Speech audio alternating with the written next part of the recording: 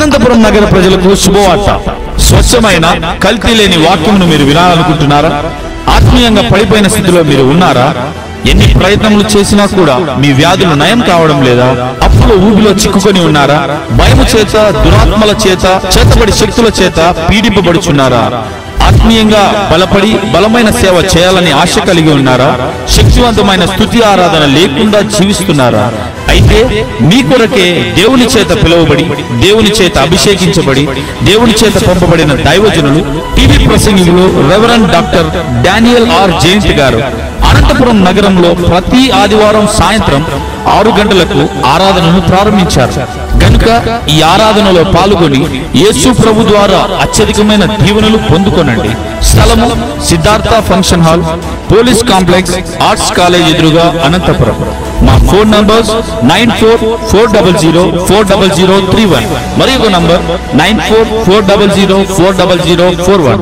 ప్రభువైన యేసుక్రీస్తు వారి యొక్క అత్యున్నతమైన నామములో నిజమైన స్వాతంత్రము అను మా యొక్క ఈ టీవీ కార్యక్రమం వీక్షిస్తున్నటువంటి ప్రియులైన వారికి అందరికీ కూడా శుభములు తెలుపుచు ఆహ్వానమును పలుకుచున్నాను. దేవుని యొక్క వాక్యము ప్రబలమై మీ జీవితాల్లో వ్యాపిస్తున్నదని నేను నమ్ముచు దేవుని యొక్క వాక్యమును నేను హెచ్చిస్తున్నాను. దేవుడు మానవునికి ఇచ్చినటువంటి అద్భుతమైనటువంటి వరములలో ఒక వరం ఏమిటంటే దేవుని యొక్క వాక్యమే. దేవుని యొక్క వాక్యమే దేవుణ్ణి మానవుని కలిపేది. ప్రియులారా, God's word is the connecting link between God and man. మనం చేయగలిగినటువంటి అత్యుత్తమమైన పని ఏమిటో తెలుసా? అభిషేకించబడినటువంటి దేవుని యొక్క వాక్యం దగ్గర కూర్చొని ఆ యొక్క వాక్యమును వినడం అన్నమాట. హల్లెలూయా. ఎందుకంటే దేవుడు మన జీవితాలు మార్చుట కొరకు దేవుడు ఉపయోగించే సాధనం ఏమిటంటే దేవుని యొక్క వాక్యం.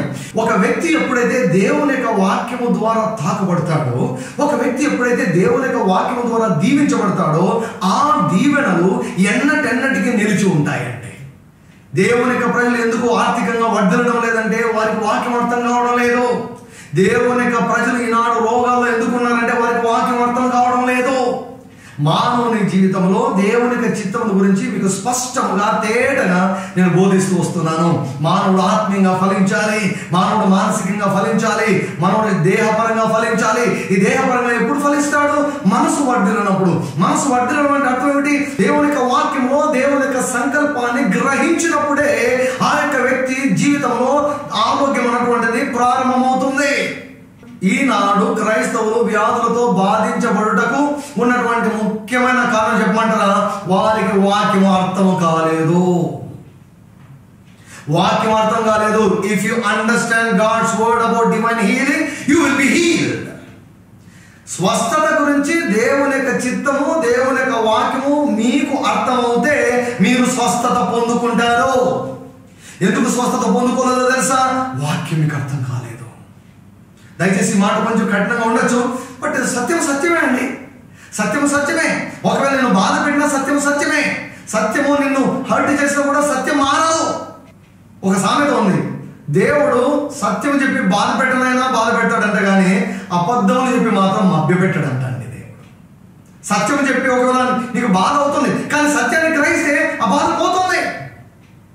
If a Christian understands God's word properly, he will receive healing.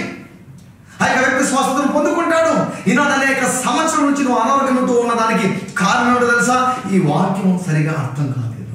వాక్యాన్ని సరిగా అర్థం చేసుకోలేదు. సరిగా అర్థం చేసుకున్నట్లయితే స్వస్థత నీకు ప్రారంభమవుతుంది. అందుకే ఈ యొక్క దేవుని యొక్క వాక్యాన్ని నువ్వు స్పష్టంగా నువ్వు అర్థం చేసుకోవాలని నేను అనేక వారం నుంచి నీకు తేటగా పరిశుద్ధాత్మ యొక్క సహాయంతో నేను బోధిస్తున్నా. దేహంలో ఆరోగ్యాన్ని అనుభవించడం అది దేవుని యొక్క చిత్తము. హల్లెలూయా. పాత నిబంధనలో చూపించాం, క్రొత్త నిబంధనలో చూపించాం. మరి స్వస్థత పొందుటకు కొన్ని అడ్డంకులు మన మనసులో ఉన్నాయి. గడిచినటువంటి వారం మొదటి అడ్డంకు గురించి చెప్పాను. ఏమిటో మొదటి అడ్డంకు అంటే దేవుడు తన ప్రజలకు జబ్బులు ఇస్తాడు. ఇది ఒక భయంకరమైన పచ్చి అబద్ధము. ఇది పాతాళం నుంచి పుట్టినటువంటి అబద్ధము. ఈ అబద్ధానికి జన్మస్థలం ఏమిటంటే సాతాను యొక్క మనసు, దేవుని యొక్క మనసు కాదు. This is a lie right from the pit of hell. God will never put sickness upon his people. తన ప్రజల పైన ఎప్పుడు కూడా దేవుడు అనారోగ్యాన్ని, జబ్బులను, వ్యాధులను ఉంచడు. ఆయన వ్యాధులు ఇచ్చే పనిలో లేడు, వ్యాధులను తొలగించే పనిలో ఉన్నాడు. హల్లెలూయా. యోహాను సువార్త 10వ అధ్యాయం 10వ వచనం. దొంగతనమును, హత్యను, నాశనము చేయటకు వచ్చును కానీ మరి దేనికి రాడు. గొర్రెలకు జీవం కలుగుటకును, అది సమృద్ధిగా కలుగుటకును నేను వచ్చిత్రని మీతో నిశ్చయంగా చెప్పుచున్నాను. ప్రభు కొన్ని విషయాలు నొక్కి చెప్పాడు, ఒక్కనిచ్చి చెప్పాడు. ఇక్కడ నా కార్యాలకు, దెయ్యం కార్యాలకు తేడా మీరు గమనించండి అంటున్నాడు.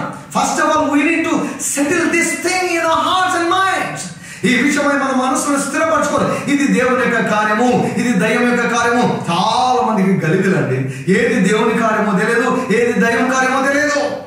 యుక్త వయసులో ఎవరైనా మరణిస్తే దేవుడు ఎందుకు తీసుకుని పోయాడు అంటారు, అది దేవుని యొక్క కార్యము అంటాడు. నో, సాతాను యొక్క ప్లాన్ ఏంటో తెలుసా? వాడు చేసి దేవుని మీదకి తోసిస్తాడు. వాడు కార్యం చేసి ఇది దేవుడు చేశాడని చెప్తాడు.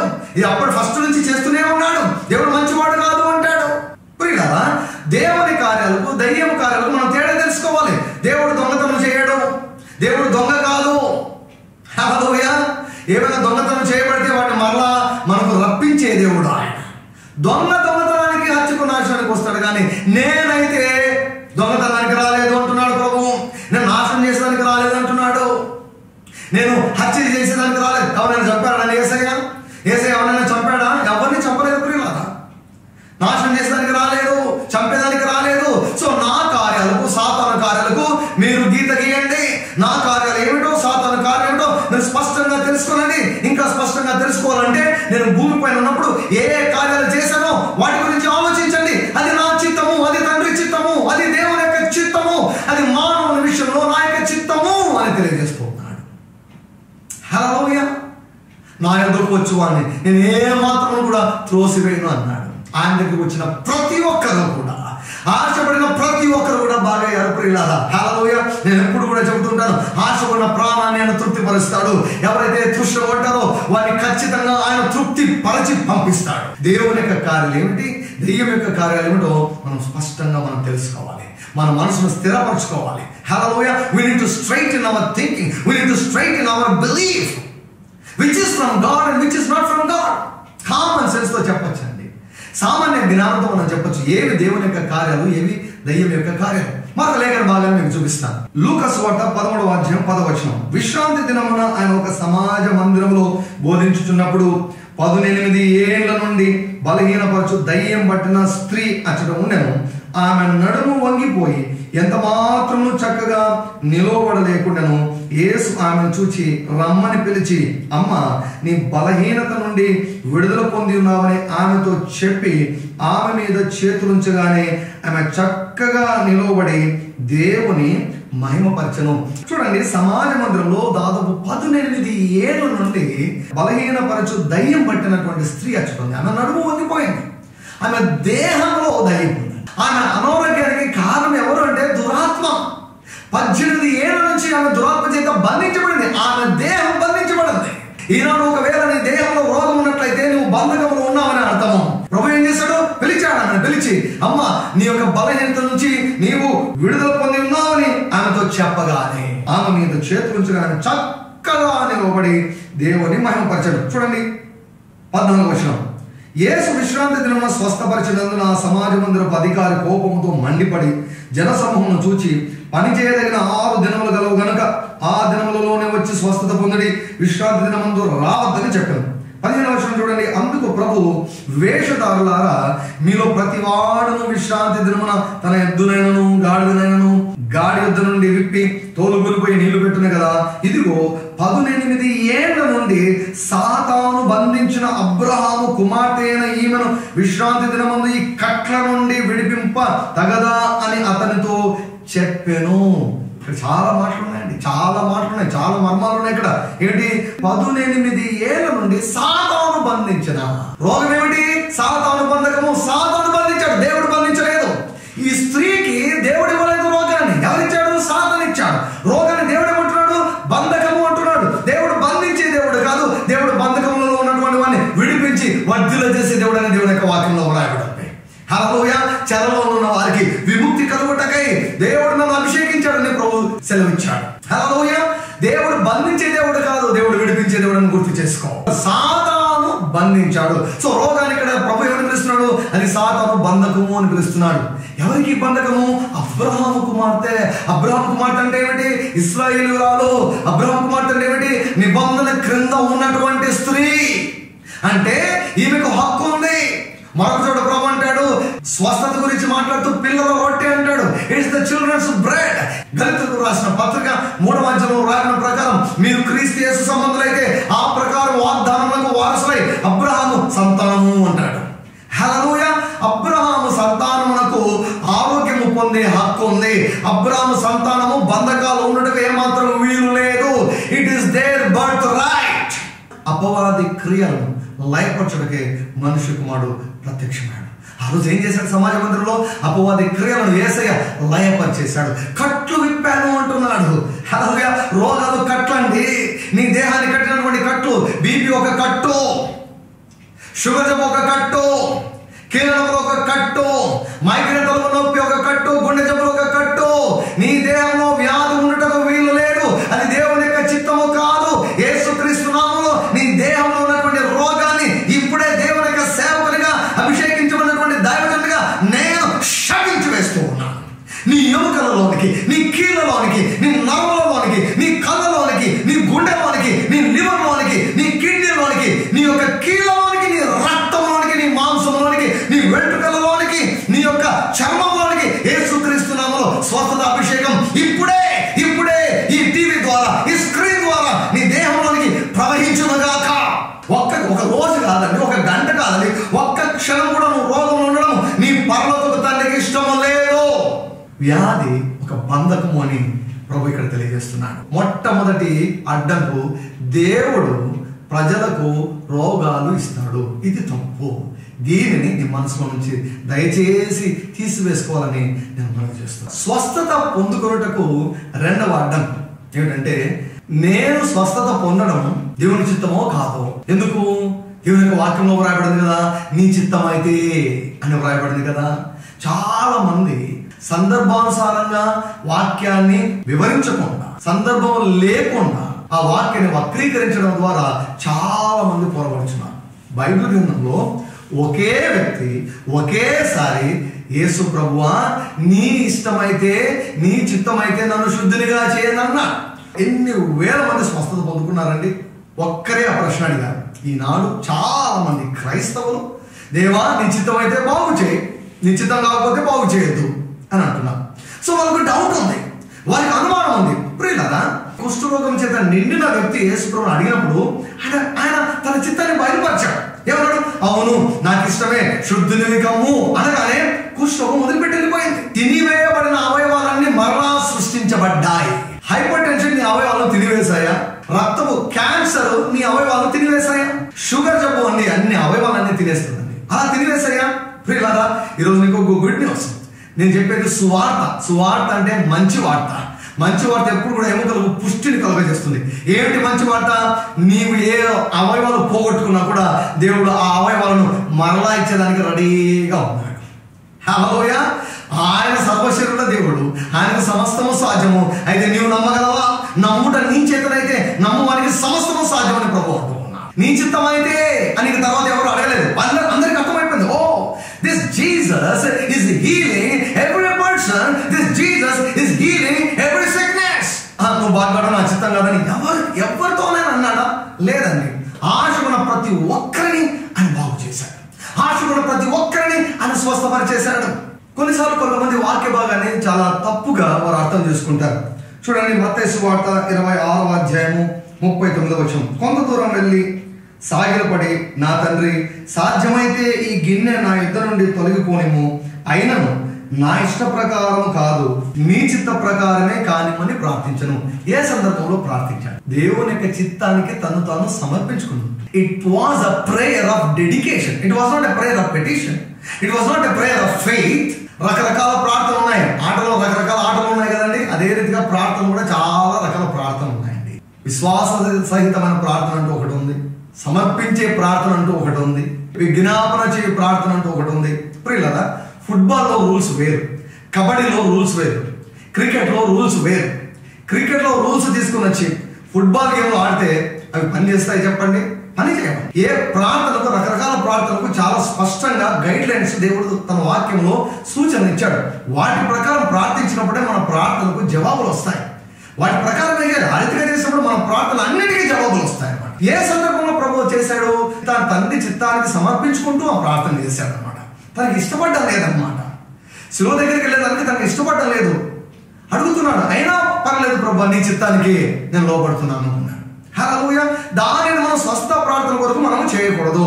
మరి కొంతమంది ఈ లేఖన వాళ్ళని ఉపయోగించుకుంటారు. చూడండి, మత్తయి సువార్త 6వ అధ్యాయము 10వ వచనం. పరలోకమందున మా తండ్రి, నీ నామం పరిశుద్ధపరచబడును గాక, నీ రాజ్యం వచ్చుగాక, నీ చిత్తము పరలోకమందు నెరవేర్చున్నట్లు భూమి యందును నెరవేరును గాక. ఇలా ఉంది కదా, ఆయన చిత్తం పరలోకమందు నెరవేర్చబడుచున్నట్లు భూమి యందు నెరవేరును గాక అని ఉంది కదా. కాబట్టి ప్రభువా, నీ చిత్తం అయితే బాగు చేయండి, లేకపోతే వదిలేసేయండి.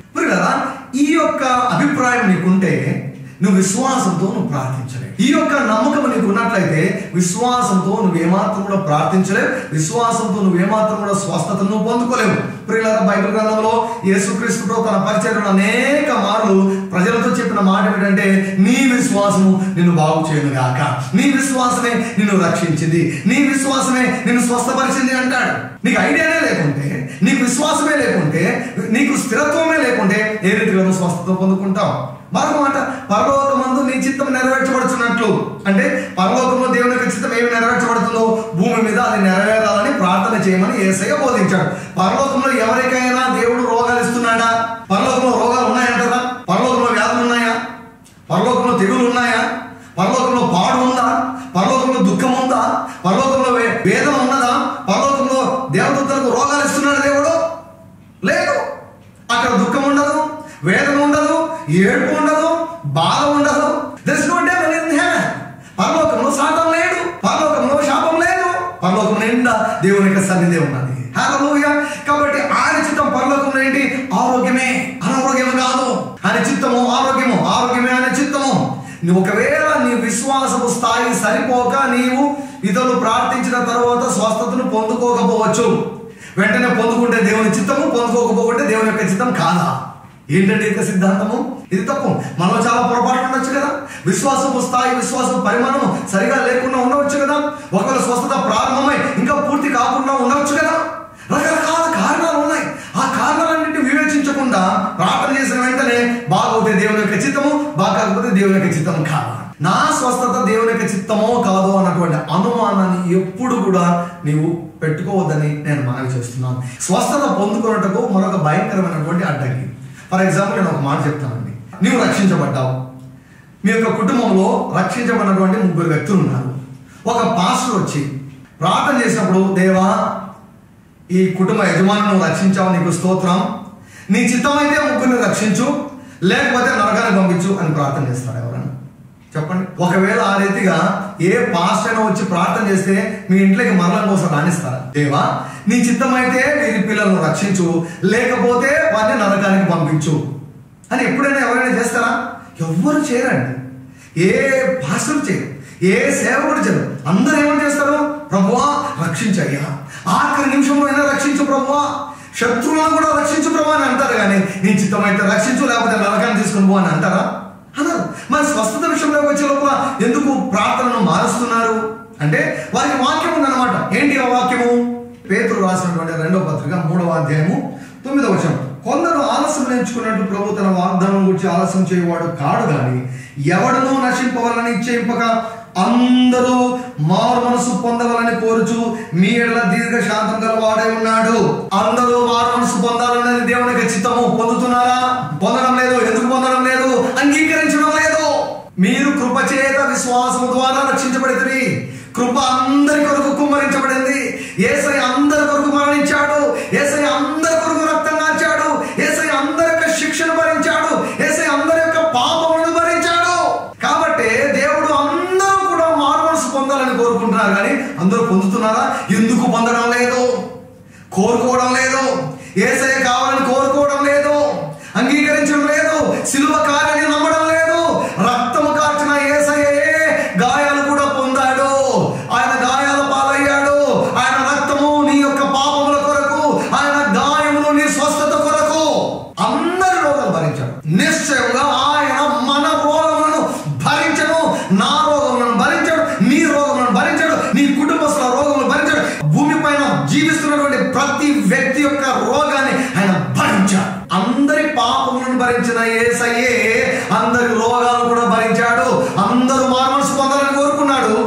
అదే రీతిగా అందరూ కూడా ఆరోగ్యంగా ఉండాలని దేవుడు కోరుకుంటున్నాడు. నీ మనసును స్థిరపరచుకో. ప్రభువా, నేను ఆరోగ్యాన్ని పొందడము నీ చిత్తము, పొందుట కొరకై నా కృపను దయచేయండి, నా మనోనేత్రాలు తెరవజేయండి, నా మనోనేత్రాలు తెరవజేయండి, జ్ఞానము ప్రత్యక్షత కలిగిన మనసును దయచేయండి. ప్రార్థన చేయి, ప్రత్యక్షత వస్తుంది. ప్రత్యక్షత వచ్చినప్పుడు స్వస్థత ప్రారంభమవుతుంది. అది త్వరలో పరిపూర్ణమైపోతుంది. దైవికపరమైన ఆరోగ్యాన్ని నీవు అనుభవిస్తావు.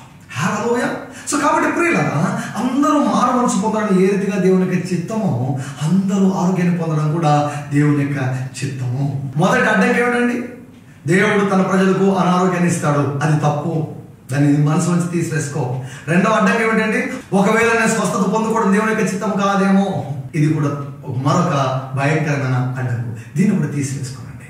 చెప్పండి, ఈ మాట నాతో కలిసి చెప్పండి. నేను స్వస్థతను పొందుకోవడమే నా దేవుని యొక్క చిత్తము. అలా చెప్పండి, నేను ఆరోగ్యం పొందుకోవడమే నా దేవుని యొక్క చిత్తము. ఓ 1000 సార్లు మాట్లాడండి, ఒక 10,000 సార్లు మాట్లాడండి. ఈ మాటలు నీ మనసులో నాటబడతాయి.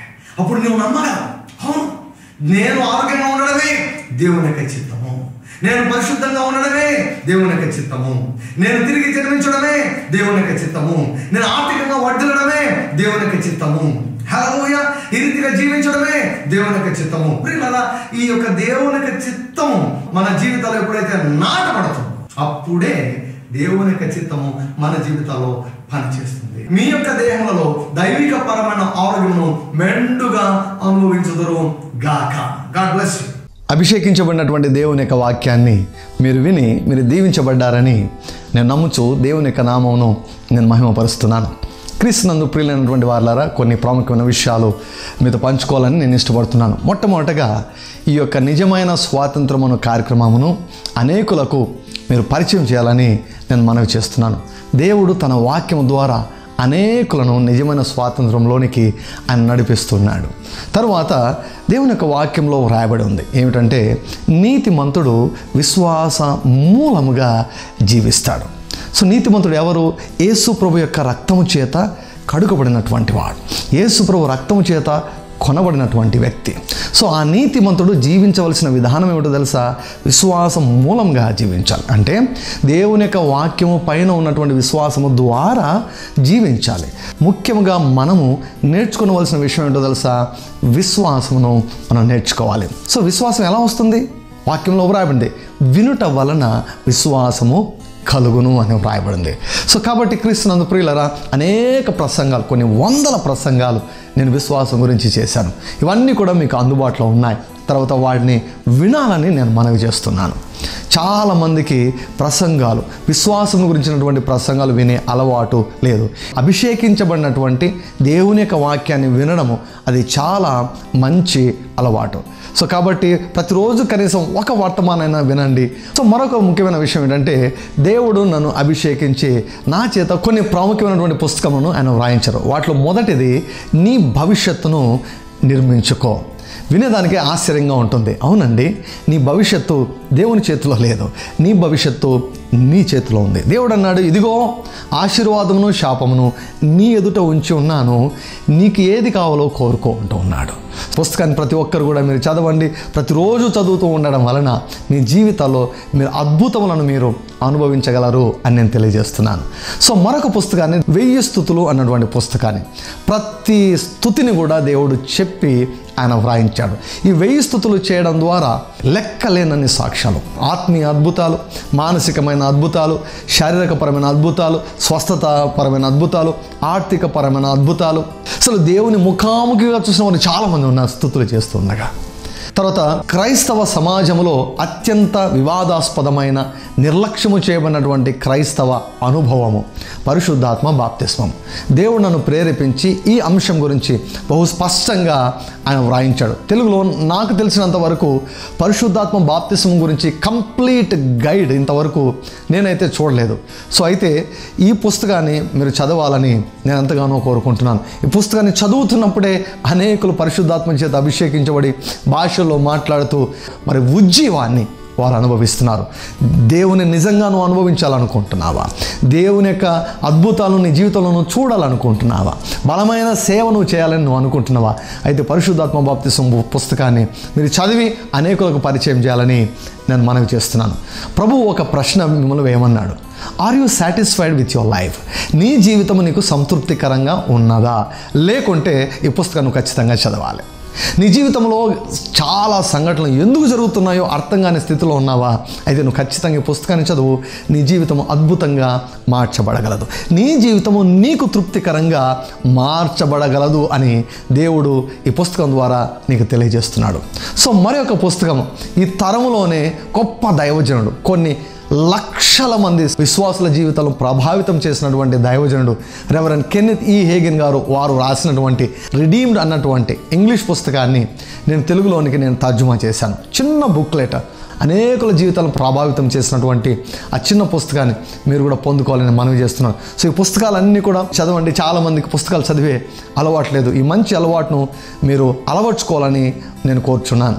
సో పుస్తకాలు చదవండి, మీ జీవితాలు పూర్తిగా మార్చబడతాయని నేను తెలియజేస్తున్నాను. అనంతపురం నగర ప్రజలకు శుభవార్త. స్వచ్ఛమైన కల్తీ లేని వాక్యమును మీరు వినాలనుకుంటున్నారా? ఆత్మీయంగా పడిపోయిన స్థితిలో మీరు ఉన్నారా? ఎన్ని ప్రయత్నములు చేసినా కూడా మీ వ్యాధులు నయం కావడం లేదా? అప్పుల ఊబిలో చిక్కుకొని ఉన్నారా? భయము చేత, దురాత్మల చేత, చేతబడి శక్తుల చేత పీడింపబడుచున్నారా? ఆత్మీయంగా బలపడి బలమైన సేవ చేయాలని ఆశ కలిగి ఉన్నారా? శక్తివంతమైన స్తుతి ఆరాధన లేకుండా జీవిస్తున్నారా? అయితే మీ కొరకే దేవుని చేత పిలువబడి, దేవుని చేత అభిషేకించబడి, దేవుని చేత పంపబడిన దైవజనులు, టీవీ ప్రసంగికులు reverend doctor Daniel R Jayanth గారు అనంతపురం నగరంలో ప్రతి ఆదివారం సాయంత్రం 6 గంటలకు ఆరాధనను ప్రారంభించారు. గనుక ఈ ఆరాధనలో పాల్గొని యేసు ప్రభు ద్వారా అత్యధికమైన దీవెనలు పొందుకొనండి. స్థలము Siddhartha function hall, police complex, arts college ఎదురుగా, అనంతపురం. మా ఫోన్ నంబర్స్ 9440040031 మరియు నంబర్ 9440040041. ఈ ప్రోగ్రామ్ మీకు దీవెనకరంగా ఉన్నదని నమ్ముచున్నాము. మా address RDJ Ministries, Calvary Faith Church, Krishnapuram 0 road, Tadipatri, Anantapur district, Andhra Pradesh. మా phone number 9440040031. Another number 9440040041. Thank you very much for watching our program.